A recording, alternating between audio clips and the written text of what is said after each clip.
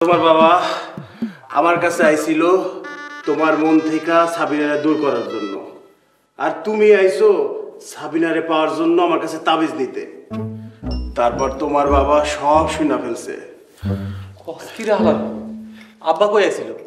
আরে তোমার আব্বা তোমার পাশেই ছিল, লাল কাপড় পেঁচায় বসে ছিল। আর তুই আমারে কস নাই? কেমনে কমু, তোমার বাপ তো আমারে নগদ কসকসে টাকা দিয়ে যাইতো। আমি কি তোরে সিনেমা টাকা দিছিলাম রে বেঈমান? হ্যাঁ, তারপর তুই কি করলি?